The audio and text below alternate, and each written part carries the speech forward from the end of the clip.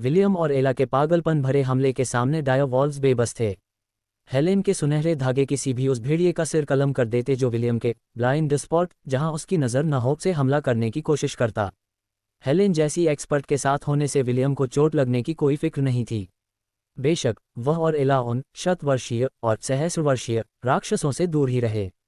वे सिर्फ बाहरी घेरे के भेड़ियों से लड़ रहे थे। उनमें आत्मविश्वास तो था, पर वे घमंडी नहीं थे। हेलेन और ओवन ये देखकर खुश थे कि एक 10 साल का बच्चा बीस्ट टाइड जैसे बड़े खतरे के बीच भी बिना खरोंच के खड़ा है। ग्रेटर दैन एक्सपी हासिल किया 46,176। ग्रेटर दैन एक्सपी हासिल किया 70,131। ग्रेटर दैन एक्सपी हासिल किया 65,495। Greater than. विलियम एला को भेड़ियों के सैलाब के और गहरे हिस्से में ले जाने ही वाला था कि तभी हेलेन के सुनहरे धागों ने उन दोनों को लपेट लिया। हेलेन नहीं चाहती थी कि विलियम जोश में आकर होश खो दे, इसलिए उसने उन्हें खींचकर वापस ओवन के पास खड़ा कर दिया। उसे महसूस हो गया था कि अब जंग का असली और खतरनाक मोड़ आने वाला है। छोटे मालिक, अब चीजें थोड़ी खतरनाक होने वाली हैं, हेलेन ने कहा। फिलहाल यहीं रुकिए। विलियम ने समझदारी दिखाई और सिर हिला दिया। उसे पहले ही काफी अच्छा एक्सपी मिल चुका था। उसी पल भेड़ियों के सैलाब में एक भयानक बदलाव आया। उन हजारों भेड़ियों की आंखें खून की तरह लाल हो गईं। वह काला समंदर अब लाल बिंदुओं से भरा हुआ और भी डरावना लग रहा था। बर्सिक कॉल, ओवन बुदबुदाया। जैसा सोचा था, अब ये मुकाबला गंदा होने वाला है। भेड़ियों ने उन तीनों टीमों पर हमला कर दिया जो उनके लीडर्स को घेरे हुए थीं। पहले तो मार्कस और बाकी लोग इसे खेल समझ रहे थे, पर अचानक उन 2 शतवर्षीय सेंटेनियल राक्षसों की ताकत 3 गुना बढ़ गई। वे बर्सक मोड में आ चुके थे और बाकी भेड़िए भी अपनी जान की परवाह किए बिना टूट पड़े थे। इसीलिए मुझे बिजली वाले सहस्रवर्षीय राक्षसों से नफरत है, जेम्स ने गाली देते हुए कहा। ये कमीने गंदी चालों से भरे होते हैं। तभी बैंगनी बिजली की एक लपट सीधे जेम्स की तरफ आई।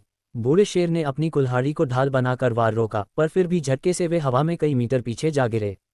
Flare explosion. मोर्ड्रेड दहाड़ा और अपनी दोनों हथेलियां जमीन पर दे मारीं। उसके आसपास के 15 वर्ग मीटर के दायरे में आने वाले सारे भेड़िए पल भर में राख बन गए।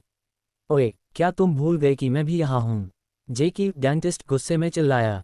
वह मोर्ड्रेड और जेम्स के पास ही मोर्चा संभाले हुए था, पर उस बिजली के धमाके से उसका ध्यान भटक गया था और मोर्ड्रेड के अचानक हमले ने उसे लगभग जला ही दिया था।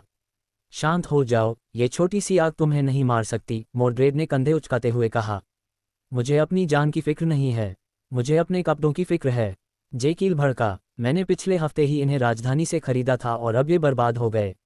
अरे, मेरे खाते टैब में लिख लेना। खाता? कौन से खाते की बात कर रहे हो? तुमने पिछले 4 साल का उधार अभी तक नहीं चुकाया है। तुम दोनों हरामखोरों, बहस बंद करो और मेरी मदद करो। जेम्स दहाड़े। उनका मन किया कि अपनी कुल्हाड़ी से इन दोनों पागलों का सिर फोड़ दे जो ये भूल गए थे कि वे एक चलते फिरते कयामत सहस्रवर्षीय राक्षस से लड़ रहे हैं। अगर हजारों पागल भेड़िए उन्हें घेरे न होते तो जेम्स अब तक इन दोनों नमूनों की धुलाई कर चुके होते। 1 घंटे की भीषण जंग के बाद भेड़ियों का वह काला समंदर अब सिमट कर रह गया था। हजारों खूंखार भेड़ियों में से अब 200 से भी कम बचे थे। वे दोनों शतवर्षीय राक्षस भी जमीन पर निढाल पड़े थे। वे मरे नहीं थे, पर अब किसी खतरे के लायक भी नहीं बचे थे। ऊपर से देखने पर लग रहा था कि लोंट की जीत तय है, पर मैदान में मौजूद हर योद्धा के चेहरे पर हवाएं उड़ रही थीं। विलियम ने ये गौर किया और उसे हैरानी हुई। क्या हम जीत नहीं रहे? विलियम ने पूछा। फिर सबका मूड इतना खराब क्यों लग रहा है? तुम्हारी नज़रें तेज हैं, नन्हे विल। ओवन धीरे से हंसा। सच तो यह है कि अगर हम सिर्फ गिनती देखें तो ये हमारी जीत है, लेकिन जब तक वह सहस्रवर्षीय राक्षस पीछे नहीं हटता तब तक हार जीत का फैसला नहीं हो सकता। पीछे हटना? विलियम ने भौहें सिकोड़ी। हम क्यों चाहेंगे कि वह बड़ा भेड़िया पीछे हटे? क्या उसे मार देना बेहतर नहीं होगा? बिल्कुल, ओवन ने सिर हिलाया। लेकिन बिजली वाले इन राक्षसों के पास एक बहुत ही घिनौनी ताकत होती है। उनके पास स्टॉर्म एनिहिलेशन नाम की एक स्किल होती है। यह एक आत्मघाती हमला है जो सब कुछ तबाह कर सकता है। पिछली बार जब इसका इस्तेमाल हुआ था तो इस महाद्वीप से एक पूरी राजधानी का नामो निशान मिट गया था। यॉक। ओवन की बात सुनकर विलियम का हलक सूख गया। एक पूरी राजधानी तबाह? क्या यह मजाक था? पर ओवन के चेहरे की संजीदगी बता रही थी कि वह झूठ नहीं बोल रहा। विलियम ने गौर किया कि दादाजी और बाकी सब भी उस राक्षस पर सीधा हमला करने के बजाय उसे सिर्फ डराकर भगाने की कोशिश कर रहे थे। मुझे बहुत फिक्र हो रही है, हेलेन बुदबुदाई। यह एक पुराना राक्षस है, इसे शायद अपनी जान की परवाह भी न हो। ओवन, हमें सबसे बुरे के लिए तैयार रहना होगा। ओवन ने सिर हिलाया और मंत्र पढ़ना शुरू कर दिया।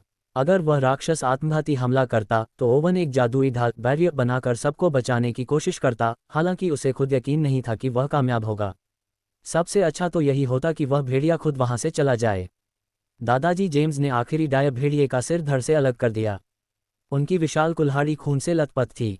वह बैंगनी सहस्रवर्षीय भेड़िया ये सब बेरुखी से देख रहा था। उसे फर्क नहीं पड़ता था कि उसका झुंड मर रहा है या जिंदा है। उन्हें वर्जित भूमि से पहले ही निकाला जा चुका था और उनके लिए वापस जाने का कोई रास्ता नहीं था। अचानक उसने अपना सिर ऊपर उठाया और एक बहुत ही दर्दनाक और लंबी दहाड़ मारी। घाटी में मौजूद हर शख्स का चेहरा पीला पड़ गया। वे समझ गए थे कि वह राक्षस क्या चाहता था। वह उनसे आर पार की जंग चाहता था। क्या मैं अब घर जा सकता हूँ?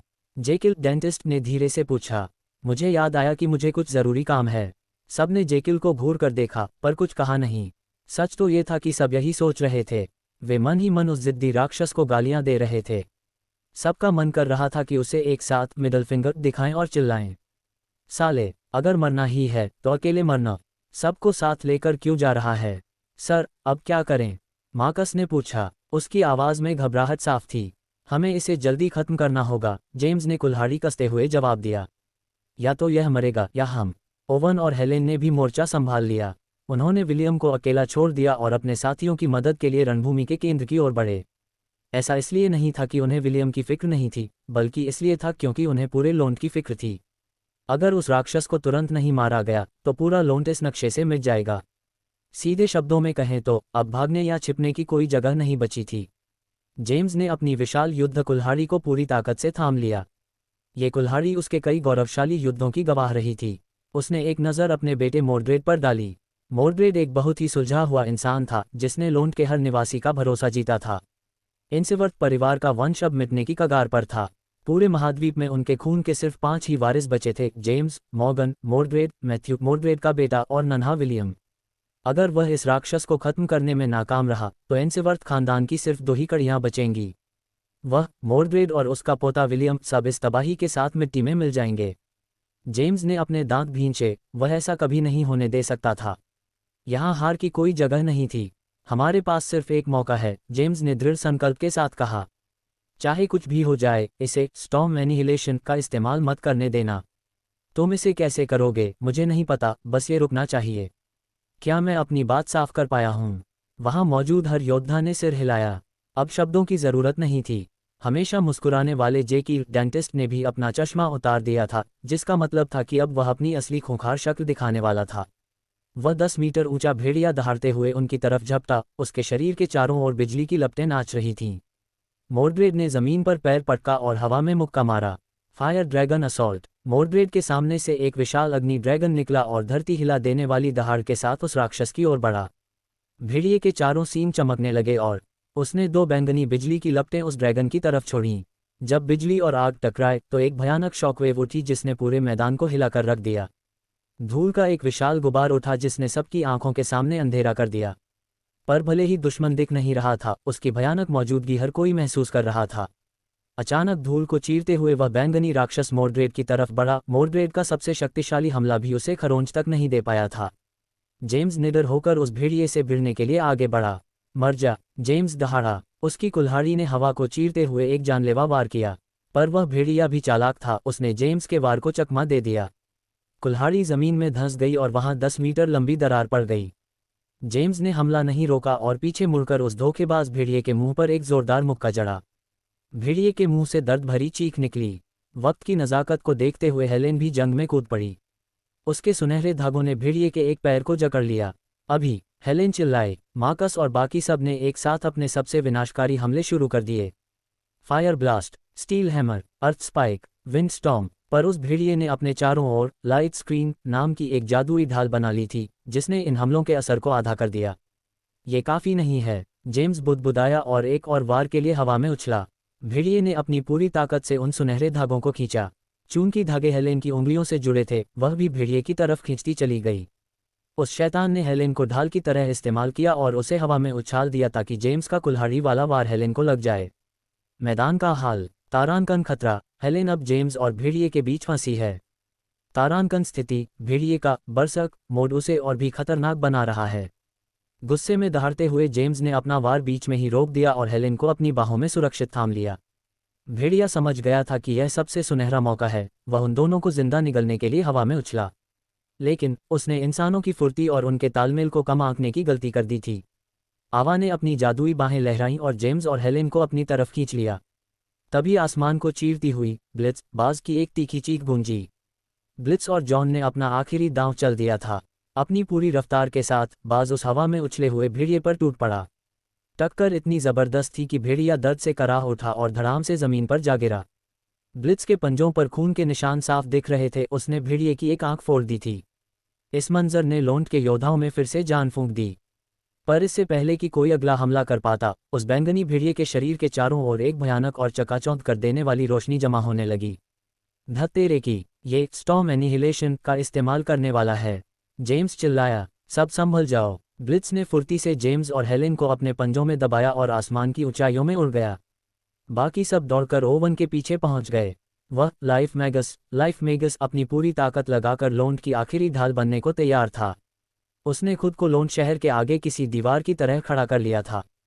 हे दिव्य देवी, आत्माओं की रक्षक, संकट की इस घड़ी में मैं तेरी शरण में हूँ। मुझे वो शक्ति दे कि मैं शांति से जी सकूं। ओवन ने मंत्र पढ़ना शुरू किया। तेरा सेवक तुझसे प्रार्थना करता है, अपनी महिमा से हमें ढांप ले।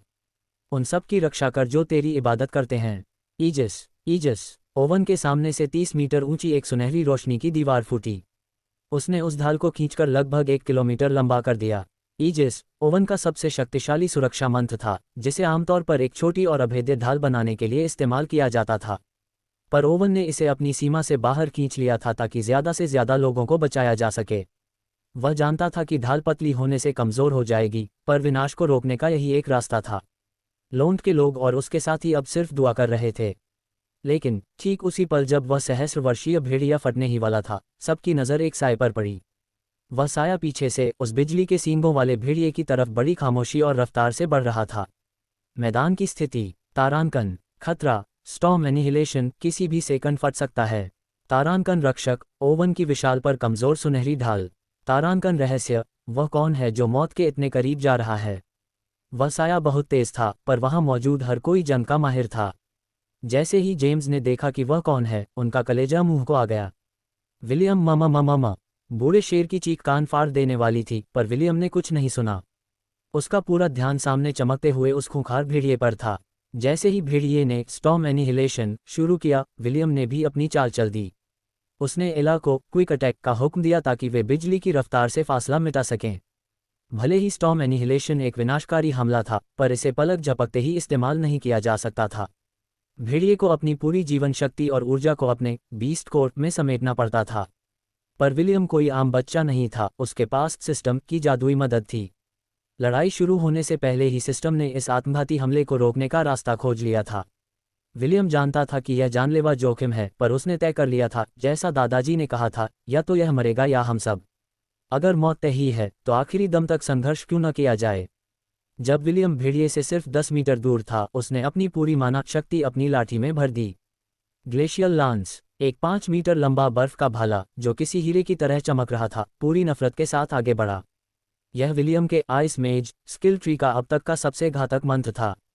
Greater than glacial lance 10/10, greater than 50 माना पॉइंट्स, ग्रेटर दैन 5 मीटर लंबा बर्फ का भाला जो दुश्मन को चीर देता है, ग्रेटर दैन नुकसान बुद्धिमानी x10, ग्रेटर दैन जमे हुए दुश्मनों को 5 गुना ज्यादा नुकसान, ग्रेटर दैन। विलियम ने पिछले युद्ध से मिले अक्सपीक का इस्तेमाल करके इसे एन मौके पर अनलॉक किया था। यह उसका आखिरी दांव था और उसने अपनी जिंदगी इस एक वार पर लगा दी थी। सबकी सांसें थमी हुई थीं। सब जानते थे कि एक बार अगर भेड़िए ने आत्मघाती हमला शुरू कर दिया तो उसे रोका नहीं जा सकता। इतिहास गवाह है कि जिसने भी इसे रोकने की कोशिश की, वह आसमानी बिजली से जलकर राख हो गया। पर जो हुआ, उसने सबके होश उड़ा दिए। उस विशालकाय भेड़िए के मुंह से एक कराह निकली और उसका भारी भरकम शरीर जमीन से उछल गया। वह ग्लेशियल लांस भेड़िए के शरीर में गहराई तक धंस गया था, जिससे उसका ध्यान पूरी तरह भंग हो गया। किसी को अपनी आंखों पर यकीन नहीं हो रहा था। उन्होंने अभी अभी क्या देखा था। जब भेड़िए ने स्टॉर्म एनिहिलेशन सक्रिय किया था, तो उसके शरीर पर एक जादुई ढाल लाइट स्क्रीन थी, जो हर हमले के असर को आधा कर देती थी। मोर्ड्रेड और बाकी योद्धाओं के महाहमले भी जिसे नहीं भेद पाए थे, उसे विलियम के एक साधारण से दिखने वाले भाले ने कैसे नाकाम कर दिया। विलियम का हमला मोर्ड्रेड के फायर ब्लास्ट के 5वें हिस्से के बराबर भी नहीं था। ये कैसे मुमकिन है? ओवन ने हक्का बक्का होकर पूछा। आखिर हुआ क्या? कोई जवाब नहीं दे सका। दरअसल वे सब एक बुनियादी बात भूल गए थे। भले ही भेड़िए के पास सुरक्षा कवच हो और उसका शरीर फौलाद का बना हो, पर शरीर में कुछ जगहें ऐसी होती हैं जहां मामूली चोट भी आसमान दिखा देती है। विलियम ने कुछ पेचीदा नहीं सोचा था।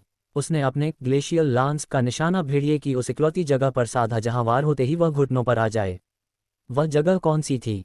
वह और कोई नहीं बल्कि उस भेड़िए का पिछवाड़ा था। इंसान मुके और लाते तो सह सकता है, लेकिन अगर उस खास जगह पर अचानक कोई लंबी, सख्त और नुकीली चीज घुस जाए तो भाई साहब, दर्द की एक नई दुनिया खुल जाती है। माना कि कुछ महारथी ऐसे हमलों को भी झेल जाते हैं, पर यह सहस्रवर्षीय भेड़िया उनमें से नहीं था। सबकी नज़रें अब विलियम और एला पर टिकी थीं, जो उस दानव से सीधे टकराने वाले थे। Ice spike. विलियम के सामने जमीन से बर्फ के नुकीले शूल निकले, जिन्होंने एक बर्फीले पुल का आकार ले लिया। मम्मा एला, ऑन असॉल्ट, विलियम ने दहाड़कर हुक्म दिया। मैन। एला उस बर्फीले पुल पर बिजली की रफ्तार से दौड़ी, उसके सीन खून की तरह लाल चमक रहे थे।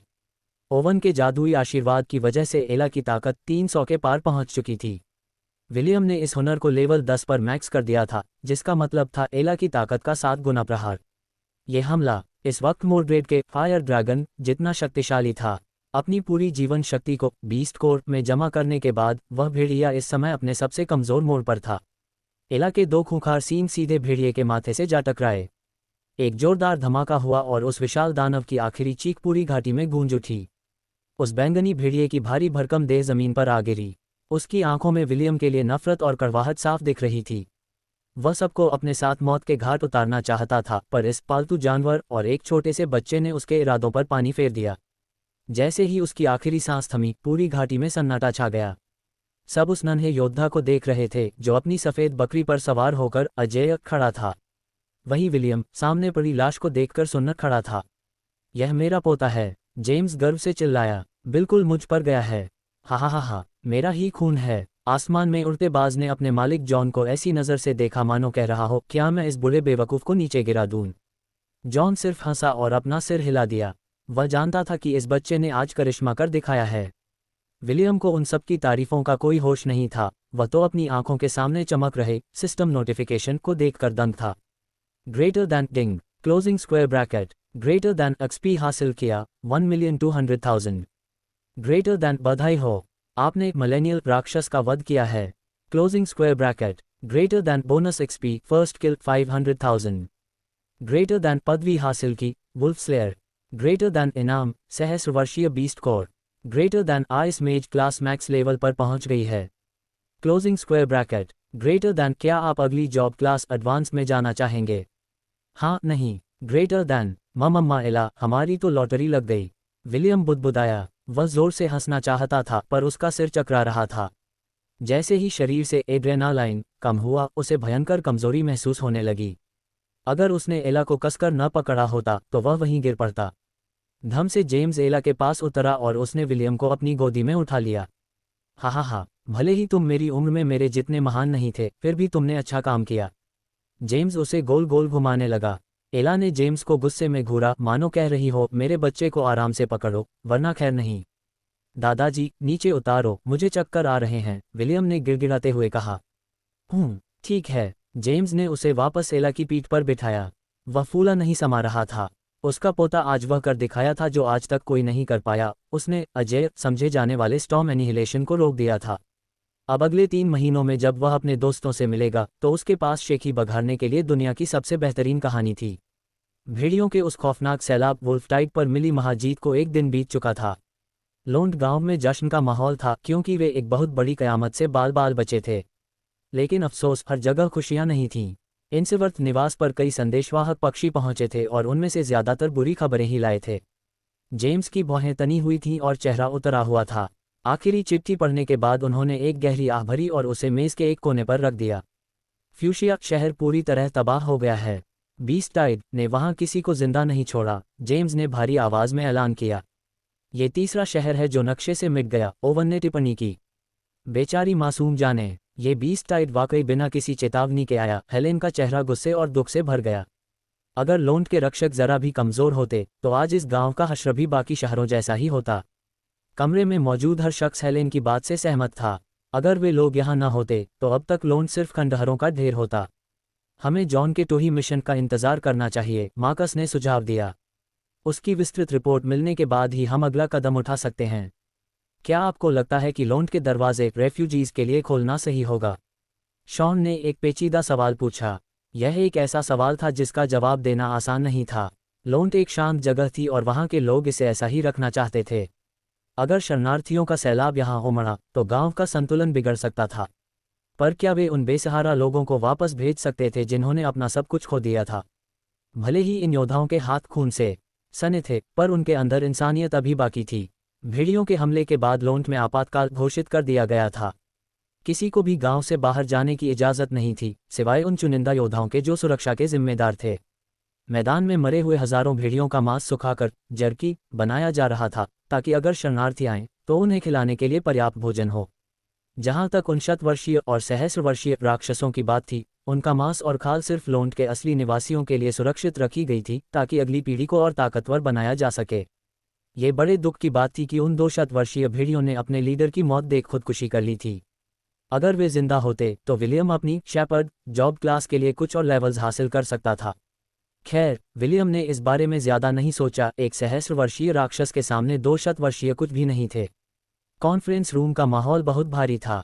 लोन्ट के आसपास के लगभग सभी गांव या तो मलबे में तब्दील हो चुके थे या पूरी तरह साफ हो चुके थे। जॉन और उसका बाज ब्लिट्स इस समय हवा से पूरे इलाके का जायजा ले रहे थे। लोन्ट हेलन किंगडम के पश्चिमी छोर पर स्थित था, जो राजधानी से काफी दूर था। उड़ते हुए गरुड़ पर भी वहां पहुंचने में कम से कम 5-6 दिन लगते थे। फिलहाल जॉन के लौटने का इंतजार करते हैं, जेम्स ने अपने विचार समेटते हुए कहा। अगर कोई शरणार्थी यहां आता है तो हम उन्हें टाउन हॉल में ठहरा सकते हैं। वहां 200 लोगों की जगह है। सबने सहमति में सिर हिलाया और अपने अपने कामों पर लौट गए। जेम्स ने एक बार फिर छत की ओर देखते हुए लंबी सांस ली। पता नहीं राजा इस तबाही पर क्या प्रतिक्रिया देंगे। विलियम ने अपने कमरे की खिड़की से बाहर देखा। मिलेनियल बीस्ट के साथ हुई उस जंग ने उसे बहुत कुछ सिखा दिया था। उसे मानना पड़ेगा कि यह उसके इस जीवन का दूसरा सबसे खतरनाक अनुभव था। कालकोठरी और असली दुनिया की जंग में ज़मीन आसमान का फर्क था। कालकोठरी में विलियम के पास भागने का मौका था, लेकिन बाहरी दुनिया में यहाँ गलतियों की कोई गुंजाइश नहीं थी।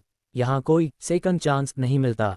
उसने अपना स्टेटस पेज खोला और उस टाइटल को चेक किया जो उसे उस खूंखार भेड़िए को मारने के बाद मिली थी। Greater than wolf slayer. Greater than लाल टोपी वाली बच्ची को बचाने का वक्त आ गया है। ग्रेटर दैन भेड़िया प्रजाति के राक्षसों के खिलाफ हमला 50% बढ़ेगा। ग्रेटर दैन ताकत जोड़ 3। ग्रेटर दैन उस जंग से विलियम को बहुत कुछ हासिल हुआ था। उसकी ice mage class max level पर पहुंच गई थी। इतना ही नहीं, उसने चैंटलेस कास्टिंग जैसा हुनर भी अनलॉक कर लिया था, एक ऐसा हुनर जिसका उसे बरसों से इंतजार था। अब उसे जादू चलाने के लिए लंबे मंत्र बुदबुदाने की जरूरत नहीं थी। अब उसके सामने कई रास्ते थे। पहला, अपनी मुख्य शेफर्ड क्लास का लेवल बढ़ाना। दूसरा, अपनी आइस मेज क्लास को छोड़कर किसी और शक्तिशाली क्लास में कदम रखना। विलियम ने जॉब एडवांसमेंट मेनू खोला। वहां कई विकल्प थे, पर ज्यादातर पर लॉक्ड लगा था। कुछ तो अज्ञात भी थे। तारांकन आइस विजार्ड, तारांकन एलिमेंटल लॉर्ड लॉक्ड, तारांकन बैटल मेज लॉक्ड, तारांकन मैजिक स्वॉर्ड्समैन लॉक्ड, तारांकन प्रेस्टीज क्लास। सिस्टम के मुताबिक ये वाली क्लासेस प्रेस्टीज क्लासेस थीं, जिन्हें पाने के लिए किस्मत और खास मौकों की ज़रूरत होती है। पर विलियम को उनकी फिक्र नहीं थी, क्योंकि उसके पास पहले से ही डिसाइपल ऑफ थंडर नाम की प्रेस्टीज क्लास अनलॉक होने का इंतजार कर रही थी। बस एक और क्लास को मैक्स लेवल 40 पर पहुंचाना था। पर असली पेच यहाँ था। सिस्टम ने बताया कि किसी क्लास को मैक्स करने पर वह उस क्लास का कोई एक हुनर, सिंगल स्किल, हमेशा के लिए अपनी परमानेंट लिस्ट में जोड़ सकता है। इसका मतलब ये था कि अगर विलियम अब आइस मेज छोड़कर तलवारबाज भी बन जाए, तो भी वह ग्लेशियल लांस या चैंटलेस कास्टिंग का इस्तेमाल कर पाएगा। बैटल मेज और मैजिक स्वॉर्ड्समैन सुनने में काफ़ी कूल लगते हैं, विलियम बुदबुदाया। ग्रेटर दैन बैटल मेज। ग्रेटर दैन कौन कहता है कि जादूगर नज़दीकी लड़ाई नहीं लड़ सकता? शक्ति और जादू अब आपके हाथों में। ग्रेटर दैन शर्त मेज लेवल 40 जोड़ मोंट level 40। Greater than magic swordsman. Greater than तलवार और जादू का बेजोड़ संगम। ग्रेटर दैन शर्त मेज लेवल 40 जोड़ swordsman level 40। Greater than. William अपना सिर खुजलाने लगा। फैसला करना मुश्किल था। मल्टी क्लासिंग का सबसे बड़ा रोड़ा यही था कि हर क्लास को मैक्स लेवल तक ले जाने में बहुत वक्त लगता है। भेड़ियों का सैलाब एक विशेष घटना थी जो बार बार नहीं होने वाली थी। विलियम अच्छी तरह जानता था कि एक सहस्रवर्षीय मिलेनियल राक्षस को मारना कोई बच्चों का खेल नहीं है। अगर वह भेड़िया पहले से ही अधमरा न होता तो विलियम उसे मारने का सपना भी नहीं देख सकता था। सिर्फ एक्सपी के लालच में एक और बीस्ट टाइड की दुआ करना बेवकूफ़ी भरी बात थी। भले ही लोंड के लोग उम्मीद से कहीं ज़्यादा ताकतवर थे, पर वह नहीं चाहता था कि फिर कभी ऐसा कोई खतरा उनके गांव की ओर बढ़े। एक बार में एक कदम, विलियम ने लंबी सांस ली। मुझे जल्दबाजी करने की ज़रूरत नहीं है। मेरी उम्र के हिसाब से एक जॉब क्लास को मैक्स लेवल पर पहुंचाना ही बहुत बड़ी बात है। अचानक विलियम के दिमाग में अपनी पूर्व मंगेतर रेबेका का ख्याल आया। लोग कहते थे कि वह 200 सालों में एक बार पैदा होने वाली जीनियस है। अगर उस लड़की को पता चले कि विलियम पहले से ही एक मंझा हुआ आइस मेज बन चुका है तो वह क्या सोचेगी? उसकी माँ अगाथा और उसकी गुरु एलेनोर का क्या रिएक्शन होगा? विलियम के होंठों पर एक शरारती मुस्कान आ गई। धत, मैं फिर से खुद की तारीफों के पुल बांधने लगा। उसने झटके से अपना सिर हिलाया ताकि फालतू के ख्यालों से बाहर निकल सके। अभी सबसे बड़ा सवाल यही था कि वह किस जॉब क्लास को प्राथमिकता दे। क्या मुझे आइस विज़ार्ड की तरफ बढ़ना चाहिए या फिर पहले बेसिक जॉब क्लासेस को आजमाना चाहिए? फैसला करना वाकई सरदर्द है। विलियम ने अनगिनत बार अपना सिर खुजलाया। मुझे लगता है कि मुझे एला मम्मा से सलाह लेनी चाहिए। शायद वे मुझे कोई दूसरी राय दे सकें। विलियम का कन्फ्यूजन, जॉब क्लासेस का चुनाव। विकल्प आइस विज़ार्ड, फायदा जादुई ताकत में भारी बढ़त। चुनौती सिर्फ लंबी दूरी के हमले। पूर्ण विराम। विकल्प बेसिक क्लासेस, फायदा डिसाइपल ऑफ थंडर के करीब। चुनौती शुरुआत से लेवलिंग करनी होगी। पूर्ण विराम। विकल्प मैजिक स्वॉर्ड्समैन, फायदा तलवार और जादू का संतुलन। चुनौती अभी लॉक्ड लगा है। पूर्ण विराम। विलियम अपने घर के पीछे बने बकरियों के बाड़े की ओर बढ़ा। इस समय एला बाकी बकरियों की देखभाल कर रही थी ताकि वे अनुशासन में रहें। मम्मा एला, मुझे आपकी मदद चाहिए। मैन, बात दरअसल ये है। एला ने विलियम की उलझन को बड़े ध्यान से सुना।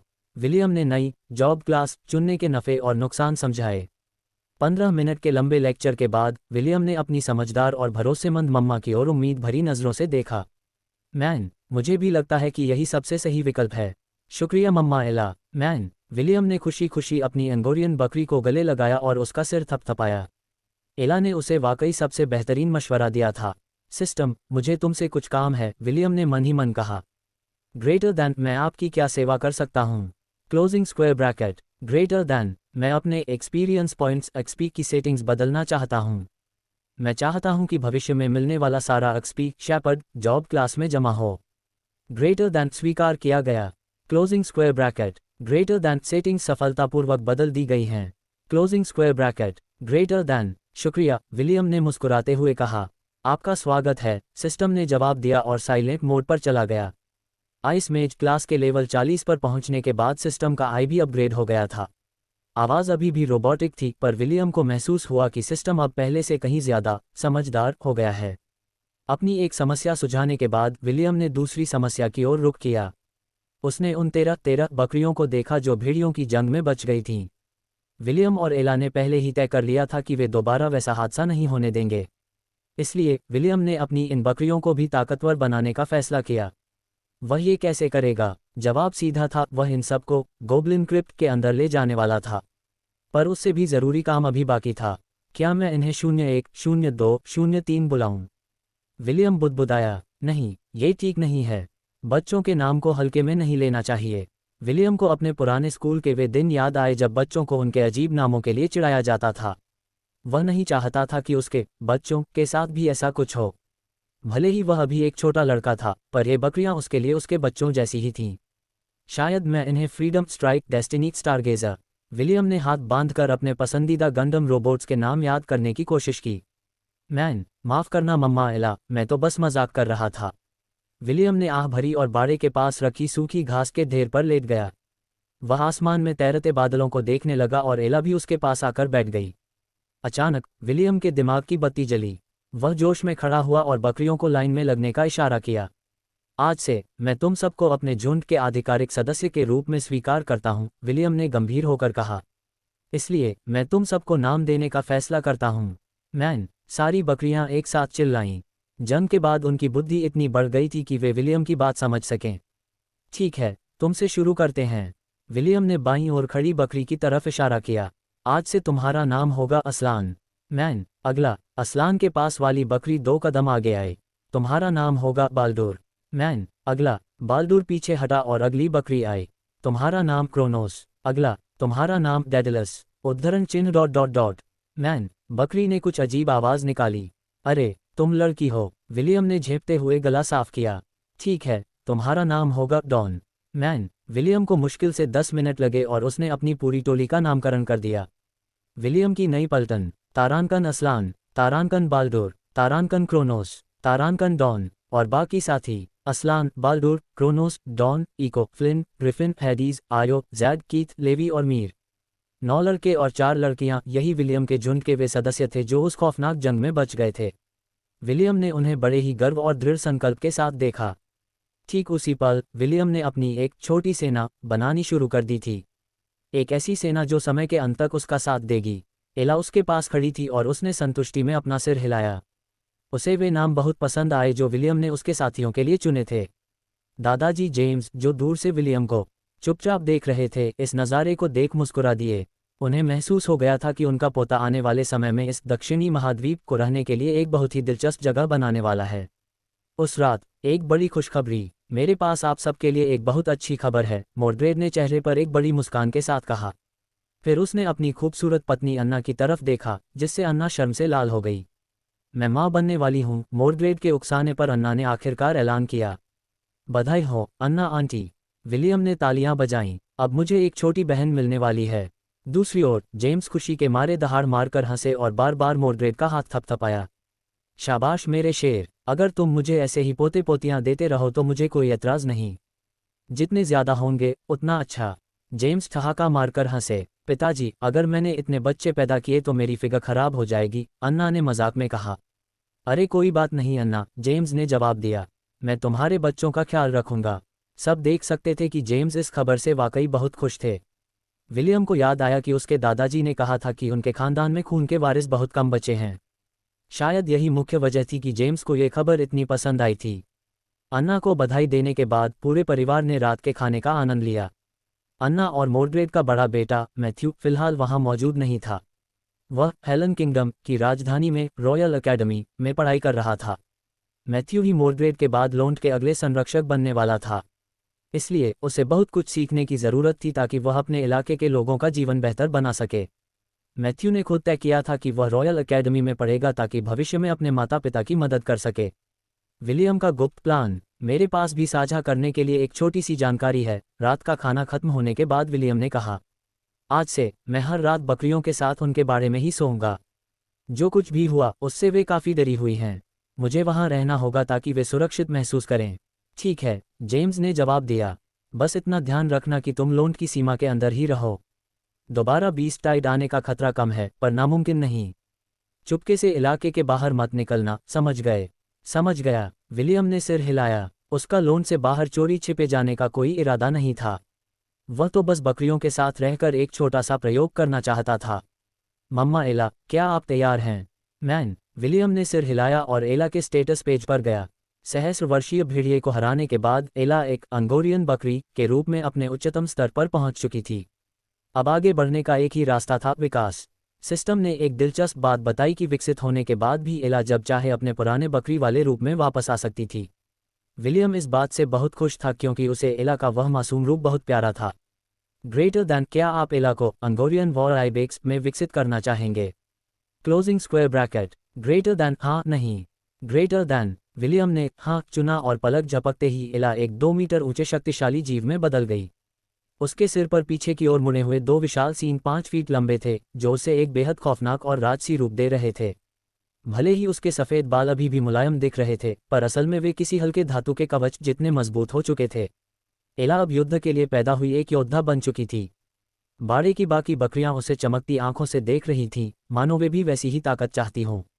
मैन, एला ने गर्व से अपना सिर उठाया, जैसे बाकी बकरियों से कह रही हो, अगर मैं कर सकती हूं तो तुम भी कर सकते हो। विलियम ने एला के नए स्टेटस देखे और उसकी मुस्कान और गहरी हो गई। नाम एला, नस्ल अंगोरियन वॉर आइबेक्स, लेवल 1, तारांकन HP 200200, तारांकन माना 800/800, तारांकन ताकत 50, तारांकन फुर्ती 80, तारांकन सहनशक्ति 50। मम्मा एला, बहुत बहुत बधाई, विलियम ने उसके गले लगकर कहा। कुछ देर खुशियां मनाने के बाद विलियम ने अपनी बाकी बकरियों की तरफ रुख किया। उसका चेहरा अब गंभीर था। अगर तुम में से कोई शांति भरी जिंदगी जीना चाहता है तो वह दाईं ओर जा सकता है। मैं किसी को मजबूर नहीं करूंगा। सच तो यह है कि मैं तुम्हारी सुरक्षा की गारंटी नहीं दे सकता। भविष्य में हमें डायवॉल्व्स से भी भयानक दुश्मनों से लड़ना होगा। मरने का खतरा बहुत ज्यादा है। क्या तुम अभी भी मेरे साथ चलना चाहते हो? बकरियों ने एक सुर में मैन किया। उनके अंदर भी अब ताकतवर बनने का जुनून सवार था। बहुत अच्छे, विलियम ने सिर हिलाया। चलो मिलकर गोब्लिन क्रिप्ट को फतह करते हैं। विलियम ने अपनी रिंग ऑफ कॉन्क्वेस्ट को सक्रिय किया। एक तेज रोशनी बाड़े में फैली और अगले ही पल वे सब गोब्लिन क्रिप्ट की 10वीं मंजिल पर थे। बाड़े के बाहर एक गुप्त चर्चा। क्या आप मुझे यही दिखाना चाहते थे पिताजी? मोर्ड्रेड ने अंधेरे में खड़े होकर पूछा। हाँ, जेम्स ने जवाब दिया। विलियम अभी छोटा है और ऐसी बहुत सी चीजें हैं जो वह अकेले नहीं कर सकता। तुम और मैं बस इतना कर सकते हैं कि परछाई में रहकर उसे अपना पूरा समर्थन दें। मोर्ड्रेड ने शांत भाव से बकरी के बाड़े की ओर देखा। समझ गया पिताजी। अच्छा है। जेम्स ने सिर हिलाया और घर की ओर चल दिए। विलियम अपने पिता के नक्शे कदम पर चल रहा है। बस उम्मीद है कि वह उन चुनौतियों को पार कर पाएगा जो उसका इंतजार कर रही हैं। बाप बेटे की यह जोड़ी अंधेरे में गायब हो गई। हेलन किंगडम के पश्चिमी हिस्से में बीस्ट टाइड्स अभी भी सक्रिय थे। उन दोनों के पास अब भी बहुत से काम थे, जिनमें से एक ये सुनिश्चित करना था कि विलियम का ये राज जब तक हो सके दुनिया से छिपा रहे। गोब्लिन क्रिप्ट 11वीं मंजिल। मैन अंगोरियन बकरियों ने एक टीम बनकर 2 हॉबगोब्लिन्स पर हमला बोल दिया। हालांकि हॉबगोब्लिन्स उन भेड़ियों से कहीं ज्यादा ताकतवर थे, लेकिन वे खून की प्यासी इन 13 बकरियों के सामने टिक नहीं पाए। एला, जो अब अंगोरियन वॉर आइबेक्स बन चुकी थी, पीछे खड़ी होकर बस नज़ारा देख रही थी। वह देखना चाहती थी कि उसके साथी इन गोब्लिन्स को कैसे कुचलते हैं। विलियम ने बकरियों को 2 टीमों में बांट दिया था। Greater than team alpha, greater than leader Aslan, greater than सदस्य Baldur, Don, Echo, Flynn, Griffin, Harris. Greater than team omega, greater than leader Kronos, greater than सदस्य Io, Jade, Keith, Levi, Mir. Greater than एक team एक hobgoblin. यही William की रणनीति थी। उसने सोचा कि अगर उन्हें डंजियन की निचली मंजिलों तक पहुंचना है तो इन बकरियों को एक टीम की तरह लड़ना सीखना होगा। 11वीं मंजिल के हॉबगोब्लिन्स जोड़ों में आते थे, जो उनकी टीम वर्क की ट्रेनिंग के लिए सबसे बेहतरीन जगह थी। ग्रेटर दैन एक्सपी हासिल किया 220। ग्रेटर दैन एक्सपी हासिल किया 220। Greater than. विलियम ने नोटिफिकेशन देखा और सिर हिलाया। उसे पता था कि ज्यादा साथी होने की वजह से एक्सपी अनुभव कम मिलेगा, पर उसे जल्दी नहीं थी। अभी सबसे जरूरी था अपनी सेना को तराशना और उनके युद्ध कौशल को मजबूत करना। उसने एला का स्टेटस चेक किया और मुस्कुरा दिया। नाम एला, नस्ल अंगोरियन वॉर आइबेक्स लेवल 2, ताकत 50 फुर्ती 83 सहनशक्ति 50। विलियम ने एला के मिले हुए 3 स्टैट पॉइंट्स फुर्ती में डाल दिए। उसका मानना था कि ताकतवर होने के साथ साथ रफ्तार का होना भी उतना ही जरूरी है। अब देखते हैं नया हुनर। विलियम ने उत्साह के साथ एला का स्किल ट्री खोला। उसने एला के लिए एक बहुत ही खास स्किल चुनी। Greater than mithril armament, greater than 10 mana points, greater than बकरी के सींगों और खुरों को मित्रिल एक दुर्लभ और अभेद्य धातु जैसा मजबूत बना देता है। ग्रेटर दैन अवधि 30 मिनट। ग्रेटर दैन मम्मा, कृपया इस हुनर का परीक्षण करें, विलियम ने अनुरोध किया। मैन, पलक झपकते ही एला के सींगों और खुरों का रंग बदलकर चांदी जैसा नीला हो गया। वे अंधेरे में किसी कीमती क्रिस्टल की तरह चमक रहे थे। इससे एला और भी राजसी और ताकतवर दिखने लगी। विलियम ने गर्व के साथ उन मित्रिल सींगों को छुआ। उसे यकीन हो गया कि एला की इस नई ताकत के साथ वे जल्द ही गोब्लिन क्रिप्ट को फतह कर लेंगे। विलियम ने एला के लिए जो दूसरा हुनर चुना वह था war cry. Greater than war cry, greater than 10 mana points, greater than एक ऐसी गर्जना जो खुद की और सभी साथियों की ताकत स्टैट्स को 20% बढ़ा देती है। ग्रेटर दैन अवधि 30 मिनट। Greater than. एला को विलियम के इशारे की जरूरत नहीं पड़ी। उसने तुरंत अपनी दहाड़ लगाए। मैन, एला के शरीर से एक शक्तिशाली आभा और निकली। बाड़े की दूसरी बकरियों ने भी जोश में आवाज निकाली, क्योंकि उन्हें महसूस हो रहा था कि उनके शरीर पहले से कहीं ज्यादा मजबूत और फुर्तीले हो गए हैं। इस शक्तिशाली बकरी सेना ने महज एक दिन में पूरा मैप साफ कर दिया। बाकी बकरियों ने एक लेवल हासिल किया, विलियम ने 2 और एला ने 7 लेवल की छलांग लगाए। यह एक बेहतरीन शुरुआत थी, पर विलियम ने फिलहाल के लिए डंजियन रेड रोकने का फैसला किया। वह चाहता था कि बकरियां पहले इस टीम वर्क और नए फॉर्मेशन की आदी हो जाएं। साथ ही विलियम थोड़ा उदास भी था, क्योंकि उसके मुख्य स्टैट्स अब आगे नहीं बढ़ रहे थे। ग्रेटर दैन स्टैट्स 100 बार। ग्रेटर दैन करंट एक्सपी 1,46,283 बटा 1,46,283 फुल। ग्रेटर दैन सिस्टम के अनुसार उसके स्टैट्स का गेज अब अपने उच्चतम स्तर पर पहुंच गया था। इसे रीसेट करने के लिए उसे अपने संरक्षक देवता के मंदिर जाकर प्रार्थना करनी होगी, तभी वह फिर से लेवल अप कर पाएगा। पर यहाँ एक बड़ी समस्या थी। लोंड से सबसे नज़दीकी मंदिर भी घोड़ागाड़ी से कम 4 दिन दूर था, और अभी चारों तरफ बीस्ट टाइड्स का कहर जारी था। ऐसे में लोंड से बाहर निकलना नामुमकिन था। दादाजी जेम्स उसे किसी कीमत पर बाहर नहीं जाने देते। राहत की बात बस इतनी थी कि उसकी शेपर्ड जॉब क्लास अभी भी लेवल अप कर सकती थी, क्योंकि वह भी अपने कैप तक नहीं पहुंची थी। विलियम ने मन ही मन उस सहस्रवर्षीय भेड़िए का शुक्रिया अदा किया जिसकी वजह से वह इतनी जल्दी इस मुकाम पर पहुंचा। विलियम का वर्तमान स्टेटस, श्रेणी और जानकारी। नस्ल हाफ एल्फ, HP माना 725 बटा 1240। Job class shepherd level 30। Sub class ice mage level 40 max. बाड़े में वापस आते ही बकरियां तुरंत सो गईं। भले ही असली दुनिया में सिर्फ 1 घंटा बीता था, पर डंजियन के अंदर वे पूरा एक दिन गुजार चुकी थीं।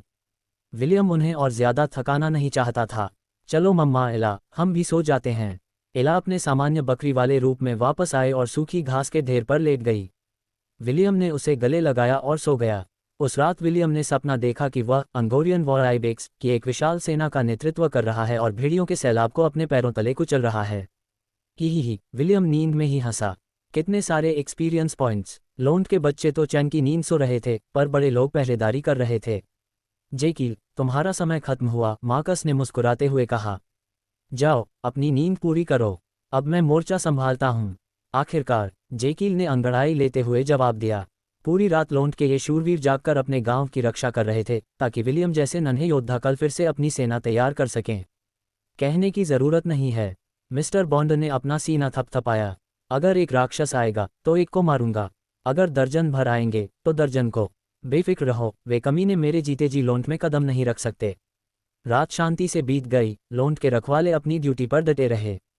जब सूरज की पहली किरण ने छोटे से कस्बे को छुआ, तभी पूर्व की दिशा से एक बाज की तीखी चीख सुनाई दी। आखिरकार जेम्स बुदबुदाया और आसमान से नीचे उतरते उस बाज को गौर से देखने लगा। सब जॉन के आने का इंतजार कर रहे थे, इसलिए वे तुरंत एंसेवर्थ निवास की ओर भागे। हर कोई उसकी रिपोर्ट सुनने और बाहर के हालात समझने के लिए बेताब था। तबाही का नक्शा, पश्चिमी क्षेत्र का अंत। कॉन्फ्रेंस रूम के अंदर जेम्स एक बड़े नक्शे पर अलग अलग रंगों के रत्न रख रहे थे। ये रत्न हेलन किंगडम के पश्चिमी हिस्से के गांवों और शहरों की मौजूदा हालत बता रहे थे। जब जेम्स ने अपना काम खत्म किया तो कमरे में सन्नाटा छा गया।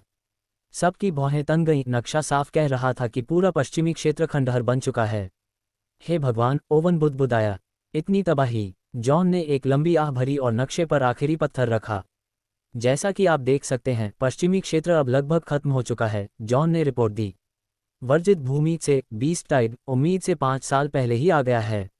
लोंड ने भेड़ियों का सामना किया। फ्यूशिया शहर पर भालुओं का कहर टूटा। प्राण शहर को हापीज ने घेरा और जिन्नार को लकड़बग्घों ने। उद्धरण चिन्ह। जॉन ने उन सभी शहरों के नाम गिनाए जहां से वह गुजरा था। उसके मुताबिक उन इलाकों में शायद ही कोई जिंदा बचा हो। ब्लिट्स और मैंने किंगडम के और अंदर जाकर बीस्ट टाइड्स का पीछा किया। ऐसा लग रहा है कि ये सब अलग अलग झुंड अब एक साथ मिलकर फोर्ट विंडरमेयर पर हमला करने वाले हैं। जैसा सोचा था, जेम्स नक्शे को घूरते हुए बोले। फोर्ट विंडरमेयर, आखिरी उम्मीद। फोर्ट विंडरमेयर एक ऐसा किला था जिसे खास तौर पर बीस्ट टाइड के हमलों को रोकने के लिए बनाया गया था। आमतौर पर ये हमले हर 15 से 20 साल में होते थे, लेकिन इस बार वर्जित भूमि में कुछ ऐसा बड़ा हुआ था जिसने इन राक्षसों को समय से पहले बाहर निकलने पर मजबूर कर दिया।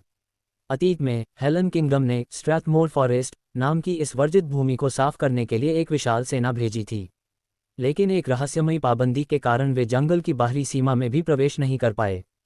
जब राज्य के विद्वानों ने इस पाबंदी का विश्लेषण किया तो वे हैरान रह गए। सिर्फ 20 साल या उससे कम उम्र के लोग ही उस जंगल के अंदर कदम रख सकते थे। इस वजह से स्ट्रैथमोर फॉरेस्ट को जीतने की सारी योजनाएं ठंडे बस्ते में डाल दी गईं। चूंकि वे समस्या की जड़ जंगल पर हमला नहीं कर सकते थे, इसलिए उन्होंने एक ऐसा किला बनाने का फैसला किया जो राज्य को इन बेलगाम राक्षसों से बचा सके। जॉन, क्या तुम ये कह रहे हो कि इस तबाही में सिर्फ लोंड ही बचा है? जेकिल ने हैरानी से पूछा। हाँ, जॉन ने जवाब दिया। हेलन किंगडम के पश्चिमी छोर पर अब सिर्फ लोंड ही इकलौता कस्बा है जो सीना ताने खड़ा है। कमरे का माहौल और भी बोझिल हो गया। सबकी नज़रें जेम्स पर टिकी थीं, जो अपनी उंगलियों से मेज को थपथपा रहे थे। ओवन, तुम्हें क्या लगता है? जब राज्य इस बीस्ट टाइड से निपट लेगा तब क्या होगा? जेम्स ने पूछा। होना क्या है? ओवन ने नफरत से कहा। वे घटिया दरबारी और रईस उन जमीनों पर कब्जा करने के लिए कुत्तों की तरह लड़ेंगे जिनके मालिक मारे जा चुके हैं। वे गिद्धों की तरह आसमान से उतरेंगे और इस बर्बाद धरती पर मांस का हर टुकड़ा नोच लेने की कोशिश करेंगे। ओवन आगे बोला, सच कहूं तो हमें खुद को खुशनसीब समझना चाहिए अगर वे हमारे दरवाजे पर दस्तक न दें। कोई भी लालची अपनी जागीर में नई जमीनें जोड़ने का यह मौका नहीं छोड़ेगा। बेशक एक और संभावना भी है, आवा ने मुस्कुराते हुए कहा। राजा निश्चित रूप से इसे अपने उन शूरवीरों को जमीन इनाम में देने के अवसर के रूप में इस्तेमाल करेंगे जिन्होंने इस मुश्किल दौर में वीरता दिखाई है। जेम्स ने लोंड के आसपास के इलाकों को गौर से देखा और अपना मन बना लिया। उत्तर में फ्यूशिया और पूर्व में जिन्नात, जेम्स ने सोच समझकर कहा। लोंड पश्चिमी क्षेत्र के आखिरी कोने पर है। ये दोनों जगहें बरसों से हमारे अच्छे पड़ोसी रहे हैं, इसलिए हम इन्हें उन लालची दरबारियों के हाथ में नहीं जाने देंगे। जेम्स ने हाथ उठाया और आदेश जारी किए। जॉन, ब्लिट्स को लो और फ्यूशिया में लोंड का झंडा लहरा दो। आज से वह हमारा इलाका है। मैं शवों को इकट्ठा करने में मदद के लिए कुछ लोग भेजूंगा। हम उन सबको पूरे सम्मान के साथ दफनाएंगे और उनके नाम का एक स्मारक बनाएंगे। जी हुजूर। जॉन ने सिर झुकाया और कमरे से बाहर निकल गया। मार्कस, आवा और जेकिल, तुम तीनों जिन्नार जाओ और वही करो। अगर वहां कोई भी जिंदा बचा हो तो उसका पूरा ख्याल रखना। हाँ, मुझे ये प्लान पसंद आया। जेकिल हंसा। जिन्नार गेहूं उगाने के लिए बेहतरीन जगह है। अगर वह हमारा हुआ तो लोंड को खाने की कमी कभी नहीं होगी। फ्यूशिया अपनी चांदी की खदानों के लिए मशहूर है। आवा ने अपने बालों को सहलाया। दरबारियों की लार तो उस पर जरूर टपकेगी। खैर, वह उनकी काबिलियत पर निर्भर करेगा, जेम्स ने कड़वाहट से कहा। मैं भी देखना चाहता हूं कि वे कोशिश कैसे करते हैं। पिता और पुत्र की गुप्त चर्चा। मीटिंग खत्म होने के बाद मोर्ड्रेड ने अपने पिता से अकेले में बात की। पिताजी, क्या आप इस विस्तार को लेकर पक्के हैं? राजा को यह पसंद नहीं आएगा। मुझे यकीन है कि महाराज के पास अभी हम जैसे छोटे प्यादों से निपटने के बजाय कहीं ज्यादा जरूरी काम होंगे। पश्चिमी क्षेत्र के कोने की 2-4 जमीनों के बजाय उनका ध्यान बीस्ट टाइड को रोकने पर होगा, जेम्स ने समझाया। जब तक हम उनकी लक्ष्मण रेखा पार नहीं करते, मुझे नहीं लगता कि वे इस मौके का फायदा उठाने की हमारी इस निर्लज कोशिश पर ध्यान देंगे। आपकी बात में दम है, मोर्ड्रेड ने सहमति में सिर हिलाया। अगर हम फ्यूशिया और जिन्नार ले भी लें तो भी बहुत सी जमीनें खाली बची हैं जो दरबारियों का पेट भरने के लिए काफ़ी होंगी। सही कहा, इसलिए चिंता छोड़ो, जेम्स बोले। वैसे भी इन इलाकों को फिर से बसाने में महीनों लगेंगे। पर मुझे ऐसा लगता है कि यह बीस्ट टाइड अभी खत्म नहीं हुआ है। क्या? मोर्ड्रेड चौंक गया। अभी खत्म नहीं हुआ? बूढ़े शेर ने अपना सिर हिलाया। पक्का नहीं कह सकता, बस एक अंदरूनी एहसास है कि यह बीस्ट टाइड उतना सीधा नहीं है जितना दिख रहा है। जेम्स उस पहाड़ी की ओर चल दिए जहां से पूरा लोंड दिखाई देता था। बरसों से वे इस छोटी सी जमीन पर शांति से रह रहे थे। भले ही यहाँ शहरों जैसी चमक धमक नहीं थी, लेकिन रिटायरमेंट के बाद सुकून से दिन गुजारने के लिए इससे बेहतर कोई जगह नहीं हो सकती थी। संदेशवाहक पक्षियों को भेज दो। अब उन सबको वापस बुलाने का समय आ गया है, जेम्स ने आदेश दिया। वक्त है कि हमारा पूरा कुनबा फिर से एक हो। उन सबको? मोर्ड्रेड ने पूछा। उसकी आवाज़ में एक अनजानी सी उत्तेजना थी। जेम्स ने अपने बेटे की तरफ देखकर मुस्कुराते हुए कहा, हाँ, उन सबको। लोंड की सुबह और एक अनजाना डर। अन्ना आंटी, क्या आपको आराम नहीं करना चाहिए? आप माँ बनने वाली हैं, है ना? विलियम ने पूछा। किसने कहा कि गर्भवती महिलाएं घर के काम नहीं कर सकतीं? अन्ना ने प्यार से विलियम के गाल खींचे। अब बहुत बातें हो गईं। अपना नाश्ता खत्म करो। भले ही तुम गांव से बाहर नहीं जा सकते, पर तुम्हें अपनी बकरियों का ख्याल तो रखना ही है। विलियम मुस्कुराया और नाश्ता करके अपनी मम्मा एला के साथ गांव की सैर पर निकल पड़ा। विलियम एला की पीठ पर बैठा उन गलियों से गुजरा जिन्हें वह बचपन से जानता था। रास्ते में हर किसी ने उसका स्वागत किया। लोंड में हर कोई एक दूसरे को जानता था और एंसेवर्थ खानदान का होने के नाते विलियम सबका चहेता था। विलियम ने सड़कों पर खेलते बच्चों को देखा, भेड़ियों की खाल ले जाते बड़ों का अभिवादन किया और वॉल्फ जर्की बनाते बुजुर्गों को हाथ हिलाया। भले ही लोंड छोटा था, पर यहाँ जिंदगी और मुस्कुराहटें भरपूर थीं। वे दोनों गांव की ऊंची दीवार पर चढ़ गए और दूर क्षितिज को निहारने लगे। वहां मिस्टर बॉन्डर अकेले ही उन शतवर्षीय और सहस्रवर्षीय राक्षसों के शरीर के हिस्से अलग कर रहे थे ताकि उनकी गुणवत्ता खराब न हो। दादाजी ने बताया था कि आंटी हेलेन उस सहस्रवर्षीय भेड़िए की खाल से विलियम के लिए कपड़े बनाएंगी जो किसी बेहतरीन हल्के कवच से कम नहीं होंगे। मम्मा एला, मुझे खुशी है कि हम इस गांव को तबाह होने से बचा पाए, विलियम ने सामने का नज़ारा देखकर कहा। मैन, पर मुझे एक बात की चिंता है। मैन, मुझे डर है कि यह बीस्ट टाइड तो बस किसी बहुत बड़ी मुसीबत की शुरुआत है। उद्धरण चिन्ह ... मैन, फोर्ट विंडरमेयर, मौत का मुहाना। किले की दीवारों पर तैनात सैनिकों के चेहरे पत्थरों की तरह सख्त और गंभीर थे। वे सामने से आ रहे उस बीस्ट टाइड को देख रहे थे जो धीरे धीरे उनकी ओर बढ़ रहा था। उन्होंने पहले भी कई बीस्ट टाइड देखे थे, पर यह उनकी कल्पना से कहीं ज्यादा बड़ा था। मेरे मालिक, हमें तुरंत राजधानी से मदद मांगनी चाहिए, वाइस जनरल मोंट ने प्रस्ताव रखा। अगर जल्द ही कुमक नहीं मिली तो ये किला 2 दिनों के अंदर ढह जाएगा। तुम सही कह रहे हो, जनरल एरिथ ने आह भरी और सहमति में सिर हिलाया। हमारे सबसे तेज बाज को राजधानी भेजो। उनसे कहो कि हमें जंग के लिए ग्रिफिन ब्रिगेड की जरूरत है। आदेश मिलते ही जनरल का सहायक तेजी से कमरे से बाहर निकल गया। एरिथ किले की दीवार पर पहुंचे और अपने सैनिकों की ओर देखा जो उनके आदेश का इंतजार कर रहे थे। उन्होंने मुट्ठी हवा में लहराए और गरजते हुए ऐलान किया, चाहे कुछ भी हो जाए, फोर्ट विंडरमेयर कभी गिरना नहीं चाहिए। जिस पल हम हारे, हेलन किंगडम खंडहर बन जाएगा। हमारी माँ, भाई, बहनें, पत्नियां और बच्चे इन दरिंदों का निवाला बन जाएंगे। क्या तुम ऐसा होने देना चाहते हो? नहीं, हजारों सैनिकों की आवाज़ एक साथ गूंजी। जैसे ही जनरल एरिथ की तलवार हवा में लहराई, फोर्ट विंडरमेयर के ऊपर का आसमान तीरों और जादुई लपटों से ढक गया। हजारों तीर एक साथ काल बनकर राक्षसों के सैलाब पर बरसे। जादूगरों के मंत्रों ने हवा में आग के गोले और बिजली के कड़कते जाल बुन दिए। धमाकों की गूंज और फिर चीखें। पहली लहर के साथ ही सैकड़ों डायर वॉल्व्स और गोब्लिन्स राख में बदल गए। लेकिन ये तो बस शुरुआत थी। बीस्ट टाइड की संख्या इतनी विशाल थी कि मरने वालों की जगह लेने के लिए पीछे से हजारों और राक्षस आगे बढ़ रहे थे। वे अपने ही साथियों की लाशों को रौंदते हुए किले की दीवार की ओर बढ़ रहे थे। पत्थर बरसाओ, तेल डालो, मोंट ने चिल्लाकर आदेश दिया। जब राक्षस दीवार के बिल्कुल करीब पहुंच गए तो ऊपर से भारी पत्थर और खौलता हुआ तेल गिराया गया। नीचे से आने वाली डरावनी आवाजें अब दर्दनाक चीखों में बदल चुकी थीं। लेकिन तभी बीस्ट टाइड के बीच से कुछ विशाल आकृतियां उभरीं। ओग्रेस और हिल ट्रोल्स। इन 10-10 फीट ऊंचे राक्षसों ने भारी ढालें ले रखी थीं जिन पर तीर बेअसर हो रहे थे। उनके पीछे पीछे गोब्लिन सीढ़ियां लेकर दीवार पर चढ़ने की कोशिश करने लगे। किले की दीवार पर घमासान। एक गोब्लिन ने दीवार के किनारे को पकड़ा ही था कि एक सैनिक की तलवार ने उसकी उंगलियां उड़ा दीं। लेकिन पीछे से 3 और गोब्लिन ऊपर कूद पड़े। विंडरमेयर की दीवारों पर अब आमने सामने की जंग शुरू हो चुकी थी। जनरल एरिथ खुद अग्रिम पंक्ति में थे। उनकी तलवार हर वार के साथ एक राक्षस का सिर धड़ से अलग कर रही थी। पीछे मत हटो, अगर ये दीवार गिरी तो हेलन किंगडम का अंत निश्चित है। एरिथ की आवाज़ शोर के बीच भी गूंज रही थी। जहां विंडरमेयर के सैनिक अपनी जान की बाजी लगा रहे थे, वहीं बहुत दूर आसमान में कुछ साए तेजी से आगे बढ़ रहे थे। कप्तान, फोर्ट विंडरमेयर से धुएं के संकेत मिल रहे हैं। जंग शुरू हो चुकी है। एक विशाल ग्रिफिन पर सवार योद्धा ने अपनी दूरबीन नीचे की। उसकी आंखों में ठंडी चमक थी। अपनी रफ्तार बढ़ाओ, ग्रिफिन ब्रिगेड, हमें सूरज ढलने से पहले वहां पहुंचना होगा। विंडरमेयर को गिरना नहीं चाहिए। जब किले पर भीषण युद्ध चल रहा था, जॉन और ब्लिट्ज फ्यूशिया पहुंच चुके थे। तबाह हो चुके शहर की सबसे ऊंची इमारत पर लोंट का झंडा फहराने के बाद उन्होंने बचे हुए लोगों की तलाश शुरू की। कुछ घंटों बाद लोंट से आए कई योद्धाओं ने उनकी मदद की। हैरानी की बात यह थी कि फ्यूशिया के खंडहरों के बीच कुछ लोग जिंदा मिल गए। कुछ अपने घरों के तहखानों में छिपे थे तो कुछ ने खुद को लाशों के ढेर के नीचे दबा लिया था।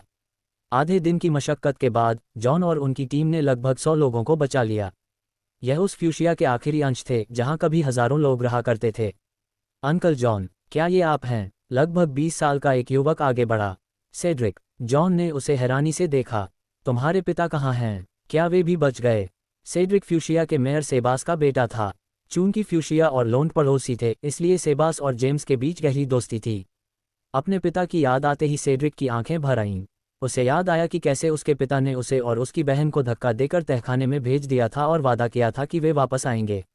मुझे नहीं पता कि पिताजी जिंदा हैं या मर गए, सेड्रिक ने खुद को संभालते हुए कहा। अब हमारे परिवार में सिर्फ मैं और मेरी बहन ही बचे हैं। जॉन ने एक लंबी आह भरी और उस युवक को गले लगा लिया। तुम्हारे पिता एक बहादुर इंसान हैं। वे तुम्हारे जरिए हमेशा जिंदा रहेंगे। फ्यूशिया के बचे हुए लोग ये नज़ारा देख फूट फूट कर रोने लगे। कुछ अपनों की मौत के गम में चीख रहे थे तो कुछ लाचारी से उन खंडहरों को देख रहे थे। वे सब जानते थे कि अकेले इस शहर को फिर से खड़ा करना नामुमकिन है। तभी एक खूबसूरत लड़की जो करीब 14 साल की लग रही थी, जॉन और सेड्रिक के पास आकर खड़ी हुई। वह सेबास की इकलौती बेटी और सेड्रिक की छोटी बहन लिया थी। उसके लंबे नीले बाल और उसकी साफ नीली आंखें जॉन को उम्मीद से देख रही थीं। अंकल जॉन, अब हमारा क्या होगा? लिया ने पूछा। क्या अंकल जेम्स ने आपको भेजा है? हाँ, जॉन ने सिर हिलाया। हम यहाँ फ्यूशिया को अपनी सुरक्षा में लेने आए हैं। अंकल, क्या आपका मतलब है कि आज से फ्यूशिया अब लॉन्ड का हिस्सा है? लियाह ने सीधा सवाल दागा। लियाह, अंकल जॉन से बदतमीजी मत करो, सेड्रिक चिल्लाया। यह इन बातों का समय नहीं है। तुम गलत हो भाई, लियाह ने शांत स्वर में जवाब दिया। फ्यूशिया के मालिकाना हक पर बात करने के लिए इससे बेहतर समय कोई नहीं हो सकता। अंकल जॉन यहाँ हैं, इसका मतलब है कि लॉर्ड एंसवर्थ किसी और लालची रईस को फ्यूशिया पर कब्जा नहीं करने देंगे। मेरे लिए यह अच्छी बात है। कम से कम अंकल जेम्स एक भले इंसान तो हैं। जॉन उस 14 साल की बच्ची की सूझबूझ देखकर दंग रह गया। उसने न केवल हालात का सही अंदाज़ा लगाया, बल्कि जेम्स के विस्तार के प्लान को भी भांप लिया था। कर क्या ये सच है अंकल? लॉर्ड एंसवर्थ फ्यूशिया को अपने कब्जे में लेना चाहते हैं? सेड्रिक ने पूछा। हाँ, जॉन ने ईमानदारी से जवाब दिया। बाकी जानकारी के लिए तुम्हें उनसे मिलना होगा। वे तुम्हें जिंदा देखकर बहुत खुश होंगे। फिलहाल लोन से आने वाली गाड़ियों का इंतजार करते हैं। हम क्यों छोड़ें अपना शहर? सेड्रिक ने जिद की। क्या बीस्ट टाइड खत्म नहीं हो गया? अभी नहीं, बहुत दूर है, जॉन ने जवाब दिया। राक्षसों का पूरा झुंड अब विंडर में किले पर हमला करने के लिए इकट्ठा हो रहा है। जब तक वे खत्म नहीं हो जाते, लोंड के अलावा इस पूरे पश्चिमी क्षेत्र में कोई भी जगह सुरक्षित नहीं है। लोंड के अलावा? लियाह ने पूछा। क्या लोंड पर भी हमला हुआ था? हाँ, तो आप सब बच कैसे गए? लियाह की आवाज़ में हैरानी थी। तुम्हें वहां पहुंचकर सब पता चल जाएगा। फिलहाल मैं तुम सबको आराम करने की सलाह देता हूं। हम यहाँ ज्यादा देर नहीं रुक सकते। एंसवर्थ निवास पर एक संदेशवाहक पक्षी उतरा। सेबास, तुम सच में एक नंबर के जिद्दी बेवकूफ़ हो। पत्र पढ़ते हुए जेम्स की आंखें नम हो गईं। तुम्हें अपने बेटे और बेटी के साथ उस तहखाने में ही रुक जाना चाहिए था। पास बैठे मोर्ड्रेड ने भी एक गहरी आह भरी। सेबास उसका भी अच्छा दोस्त था और वह मेयर के उसूलों और उनके सीधे स्वभाव का बहुत सम्मान करता था। विलियम को बुलाओ, पत्र को किनारे रखते हुए जेम्स ने कहा। उससे कहो कि अपनी बकरियों को लेकर फ्यूशिया जाए और लोगों को वहां से निकालने में मदद करे। और टाउन हॉल में कह दो कि बचे हुए लोगों के लिए बिस्तर और खाने का इंतजाम करें। पिताजी, क्या सेड्रिक और लियाह हमारे साथ यहाँ रह सकते हैं? मोर्ड्रेड ने पूछा। बिल्कुल, जेम्स ने जवाब दिया। लियाह और सेड्रिक मेरे भतीजे भतीजी जैसे ही हैं। ये हमारा फर्ज है कि हम उनका ख्याल रखें। फ्यूशिया की ओर कूच। 2 घंटे बाद लोन से 20 गाड़ियां रवाना हुईं। विलियम अपनी एला की पीठ पर सवार था, जबकि उसकी टीम अल्फा और टीम ओमेगा गाड़ियों के दोनों तरफ सुरक्षा घेरा बनाए हुए थीं। जब वे फ्यूशिया पहुंचे तो सूरज सिर पर था। विलियम, यहाँ, जॉन ने उस लड़के को आवाज़ दी जो बकरी पर बैठा हुआ था। लोंट में विलियम ही इकलौता ऐसा लड़का था जो बकरी की सवारी करता था। हालांकि कोई कुछ कहता नहीं था, पर सबको ये नज़ारा थोड़ा मज़ेदार लगता था। अंकल जॉन, विलियम ने मुस्कुराते हुए अभिवादन किया। मैंने सुना कि भाई सेड्रिक और दीदी लियाह बच गए हैं। वे अभी कहाँ हैं? विलियम पहले भी कई बार सेड्रिक और लियाह से मिल चुका था। हर साल होने वाले हार्वेस्ट फेस्टिवल में जेम्स अक्सर विलियम और मैथ्यू को अपने दोस्तों की बेटियों से मिलवाने ले जाते थे। अगर विलियम की सगाई न हुई होती तो जेम्स ने पक्का उसे लियाह के साथ मैचमेकर करने की कोशिश की होती। विलियम का पत्ता कटा तो जेम्स का अगला निशाना मैथ्यू बन गया। सेड्रिक और लियाह अपने घर में हैं, या जो कुछ भी उनके घर का बचा है। जॉन ने ठंडी सांस ली। वे वहां से जो कुछ भी काम का सामान बचा है उसे निकालने की कोशिश कर रहे हैं।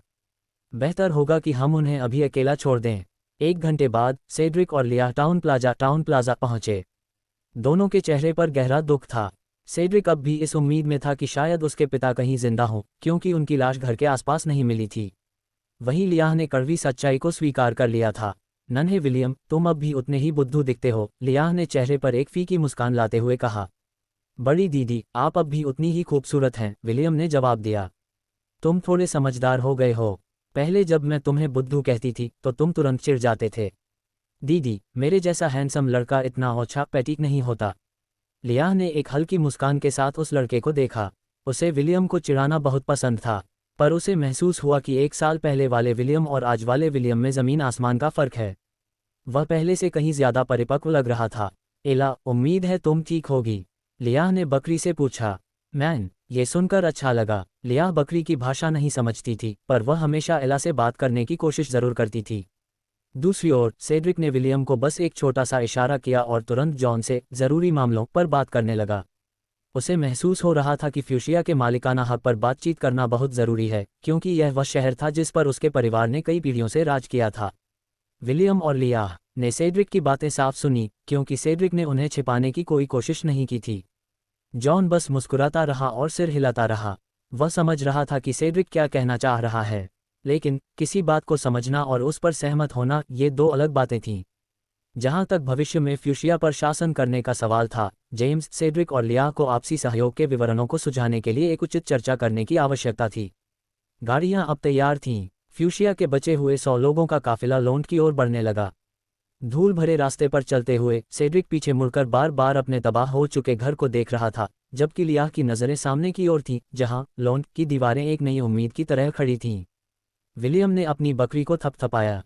वह जानता था कि एक बार लोंड पहुंचने पर असली दिमागी जंग शुरू होगी।